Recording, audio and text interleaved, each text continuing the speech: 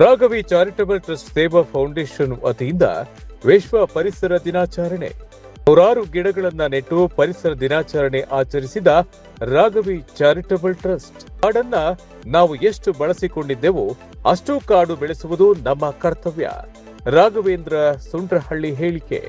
ಹೌದು, Raghavi charitable trust ಸೇವಾ foundation ವತಿಯಿಂದ ವಿಶ್ವ ಪರಿಸರ ದಿನವನ್ನ ಸೊರಬ ತಾಲೂಕು ಚಂದ್ರಗುತ್ತಿ ಹೋಬಳಿಯ ಹರೀಶಿ ವಿನಯ್ ಸ್ಮಾರಕ ಕ್ರೀಡಾಂಗಣದಲ್ಲಿ ನೂರಾರು ಗಿಡಗಳನ್ನ ನೆಟ್ಟು ಪರಿಸರ ದಿನವನ್ನ ಅರ್ಥಪೂರ್ಣವಾಗಿ ಆಚರಣೆ ಮಾಡಲಾಯಿತು.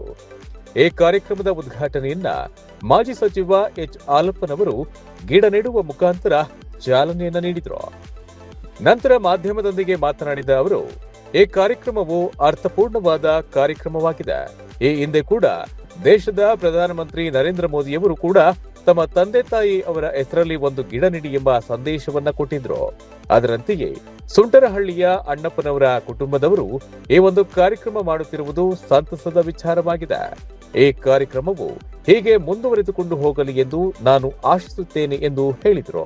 ಇವತ್ತು ವಿಶ್ವ ಪರಿಸರ ದಿನಾಚರಣೆ ದೇಶಾದ್ಯಂತ ಪ್ರಪಂಚಾದ್ಯಂತ ಆಚರಣೆ ಮಾಡ್ತಿದ್ದಾರೆ. ಈ ವಿಶ್ವ ಪರಿಸರ ಆಚರಣೆ ಸಂದರ್ಭದಲ್ಲಿ ಹರೀಶಿ ಊರಿನ ಗ್ರಾಮಸ್ಥರ ಸಹಕಾರದೊಂದಿಗೆ ಸುಂಟ್ರಳ್ಳಿ ಅಣ್ಣಪ್ಪ ನಾಯಕರ ಮಗ ರಾಘವೇಂದ್ರ ಮತ್ತು ಅವರ ಫ್ಯಾಮಿಲಿ ಮತ್ತು ಸ್ನೇಹಿತರ ಟ್ರಸ್ಟ್ ಮಾಡ್ಕೊಂಡಿದ್ದಾರೆ, ರಾಘವಿ ಟ್ರಸ್ಟ್ ಅಂತ. ಅವರ ಸಹಯೋಗದೊಂದಿಗೆ ಈ ಊರಿನ ಗ್ರಾಮಸ್ಥರು, ಚುನಾಯಿತ ಮಾಜಿ ಎಲ್ಲ ಜನಪ್ರತಿನಿಧಿಗಳು, ಗ್ರಾಮಸ್ಥರು ಎಲ್ಲರೂ ಸೇರಿ ಈ ಊರಿನಲ್ಲಿ ವನ ಮಹೋತ್ಸವವನ್ನು ಆಚರಣೆ ಮಾಡ್ತಾ ಇದ್ದಾರೆ, ಅರ್ಥಪೂರ್ಣವಾಗಿ ಮಾಡ್ತಾ ಇದ್ದಾರೆ. ಮತ್ತು ಈ ಸಂದರ್ಭದಲ್ಲಿ ಹಸಿರೇ ಉಸಿರು ಅಂತ ಈಗ ಮಕ್ಕಳು ಕೂಗೋದನ್ನು ಘೋಷಣೆ ನೋಡಿದ್ದೀವಿ, ನಾವು ಕೂಡ ಕೇಳಿದ್ದೀವಿ, ನಾವು ಕೂಡ ಮಾಡಿದ್ದೇವೆ ನಮ್ಮ ವಯಸ್ಸಿನಲ್ಲಿ. ಹಾಗಾಗಿ ವಿಶ್ವ ಪರಿಸರ ದಿನಾಚರಣೆ ಒಳ್ಳೆಯ ವಾತಾವರಣದಲ್ಲಿ ಸೇರಿದ್ದೇವೆ. ಎಲ್ರಿಗೂ ಶುಭವಾಗಲಿ, ಎಲ್ಲರೂ ಒಂದೊಂದು ಗಿಡ ನೆಡೋಣ. ಈಗಾಗಲೇ ಈ ದೇಶದ ಪ್ರಧಾನಿಗಳು ಕಳೆದ 3-4 ವರ್ಷಗಳ ಹಿಂದೆನೇ ಕರೆ ಕೊಟ್ಟಿದ್ದಾರೆ, ತಾಯಿ ಹೆಸರಿನಲ್ಲಿ ಎಲ್ಲರೂ ಒಂದೊಂದು ಮರ ನಡಿ, ಗಿಡ ನಡಿ ಅಂತ. ಆದರೆ ಮಲೆನಾಡಿನ ನಾವು ದಿನನಿತ್ಯ ಗಿಡ ನಡ್ತಿರ್ತೇವೆ, ದಿನನಿತ್ಯ ಗಿಡಗಳನ್ನು ಸಾಯಿಸ್ತಿರ್ತೇವೆ. ಸಾಯಿಸೋದು ಅಂದರೆ ಈ ಬಗರಕೊಮ್ಮ ಆ ಕಾರಣ ಈ ಕಾರಣಕ್ಕಾಗಿ ಅನಗತ್ಯ ಇಲ್ಲದೆ ಇರೋದನ್ನು ತೆಗಿತೇವೆ. ಆದರೆ ಮಲೆನಾಡಿನವರಿಗೆ ಗಿಡ ನಡೋದೇನು ಹೇಳ್ಕೊಡ್ಬೇಕಾಗಿಲ್ಲ. ಆದರೂ ಇದೊಂದು ನೆನಪು ಮಾಡ್ತಕ್ಕಂಥ ಸಂದರ್ಭ. ಈಗ ಯಾಕೆ ನೆನಪು ಮಾಡಬೇಕು? ಮಲೆನಾಡಿನಾಗ ಏನು ನಾವು ಆಚರಣೆ ಮಾಡೋದಿದೆ, ವಿಶ್ವ ಪರಿಸರದ ದಿನಾಚರಣೆ ಮಾಡೋದೇನಿದೆ ಅಂತ ನಾವು ಅಂದ್ಕೋಬೋದು. ಆದರೂ ಕೂಡ ಒಂದು ನೆನಪು ಮಾಡ್ಕೋಬೇಕು. ದಿನ ಹಿತ್ತಾಳೆ ಪಾತ್ರೆ ದಿನ ಎಂತಕ್ಕೆ ಬೆಳಗಬೇಕು? ಹಾಗೆ ನೆನಪು ಮಾಡ್ಕೊಳ್ಳೋದಕ್ಕೆ ಇದೊಂದು ಕಾರಣ.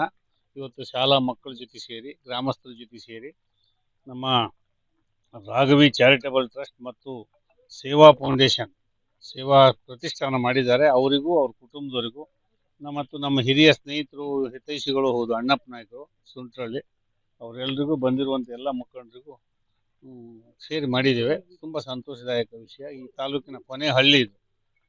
ಈ ಭಾಗದ ಎಲ್ಲ ಮುಖಂಡರು ಬಂದಿದ್ದಾರೆ. ತಬ್ಲಿ ಬಂಗಾರಪ್ಪನವರು ಕೂಡ ಹಿರಿಯ ಮುಖಂಡರು, ಕೆಲವು ಅನೇಕ ರಾಜಕೀಯ ಪಕ್ಷಗಳ ಮುಖಂಡರು ಇಲ್ಲಿದ್ದಾರೆ. ಎಲ್ಲರೂ ಸೇರಿ ಇವತ್ತು ಮಾಡಿದ್ದೇವೆ. ಈ ಕಾರ್ಯಕ್ರಮದ ಅಧ್ಯಕ್ಷತೆಯನ್ನ ರಾಘವಿ ಚಾರಿಟಬಲ್ ಟ್ರಸ್ಟ್ನ ರಾಘವೇಂದ್ರರವರು ವಹಿಸಿಕೊಂಡಿದ್ರು. ನಂತರ ಮಾತನಾಡಿದ ಅವರು, ಈ ಕಾರ್ಯಕ್ರಮಕ್ಕೆ ಹಲವಾರು ಸಂಘಟನೆಗಳು ಸಹಕಾರವನ್ನು ನೀಡಿದ್ದಾರೆ. ನಾವು ಬಗರ್ ಹುಕುಂ ಹೆಸರಿನಲ್ಲಿ ಹಲವಾರು ಗಿಡಗಳನ್ನ ನಾವು ಬಳಸಿಕೊಂಡಿದ್ದೆವು. ಅದಕ್ಕಾಗಿ ಈಗ ನಾವು ಗಿಡಗಳನ್ನ ಬೆಳೆಸುತ್ತಿದ್ದೇವೆ. ಆದ ಕಾರಣ ನಮ್ಮ ರಾಘವಿ ಚಾರಿಟಬಲ್ ಟ್ರಸ್ಟ್ನ ವತಿಯಿಂದ ಇಂದು ಈ ಕಾರ್ಯಕ್ರಮವನ್ನ ಆಯೋಜನೆ ಮಾಡಿಕೊಂಡಿದ್ದೇವೆ.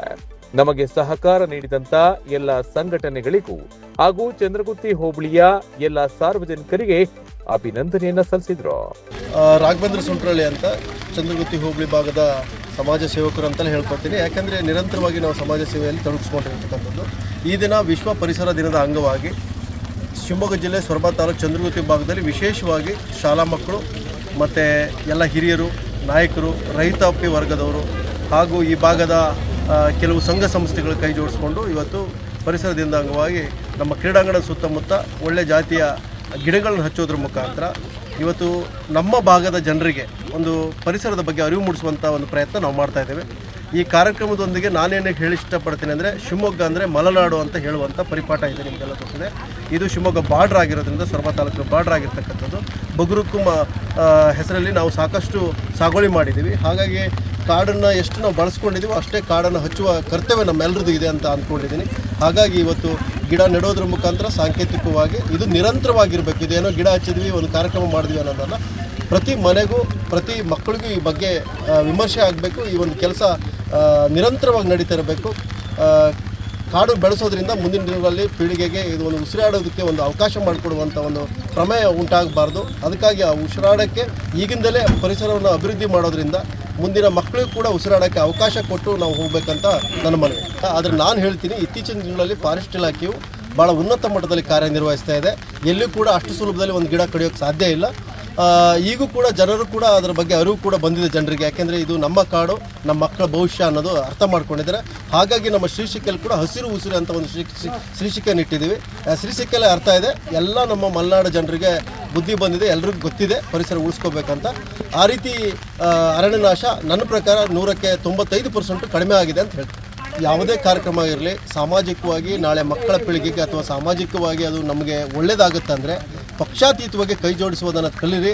ಇಲ್ಲಿ ಯಾರು ಹೆದರಲ್ಲ, ಯಾರಿಗೂ ಹೆದರಲ್ಲ, ಯಾವುದಕ್ಕೂ ಹೆದರಲ್ಲ. ಆದರೆ ಸಾಮಾಜಿಕ ಕೆಲಸ ಅಂತ ಬಂದಾಗ ರಾಘವೇಂದ್ರ ಸುಂಟ್ರಳ್ಳಿ ಎಲ್ಲರ ಜೊತೆ ನಿಲ್ತಾರೆ. ಒಳ್ಳೆ ಕೆಲಸ ಮಾಡ್ತೀವಿ. ಎಲ್ಲರೂ ಒಳ್ಳೆ ಕೆಲಸವನ್ನು ಪ್ರೋತ್ಸಾಹಿಸಿ ಜೊತೆಗೂಡಿ ಅಂತ ಕೇಳ್ಕೊಳ್ತೀವಿ. ಈ ಕಾರ್ಯಕ್ರಮದಲ್ಲಿ ಪಿಯುಸಿಯಲ್ಲಿ ಅತಿ ಹೆಚ್ಚು ಅಂಕ ಪಡೆದಂತ ವಿದ್ಯಾರ್ಥಿಗಳಿಗೆ ಹಾಗೂ ರೈತರಿಗೆ, ಅರಣ್ಯ ಇಲಾಖೆಯಲ್ಲಿ ಸೇವೆ ಸಲ್ಲಿಸಿದವರಿಗೆ ಮತ್ತು ಪೊಲೀಸ್ ಇಲಾಖೆಯಲ್ಲಿ ಸೇವೆ ಸಲ್ಲಿಸಿದವರಿಗೆ ಸನ್ಮಾನಿಸಿ ಗೌರವಿಸಲಾಯಿತು. ಈ ಕಾರ್ಯಕ್ರಮದಲ್ಲಿ ಅರಿಶಿ ಗ್ರಾಮಸ್ಥರು, ಅರಣ್ಯ ಇಲಾಖೆ ಹಾಗೂ ರಾಘವಿ ಚಾರಿಟಬಲ್ ಟ್ರಸ್ಟ್ನ ಎಲ್ಲ ಪದಾಧಿಕಾರಿಗಳು ಭಾಗವಹಿಸಿದ್ರು. ವಿಜಯಗೌಳಿ, ಜನತಾ ಮೀಡಿಯಾ, ಸೊರಬ.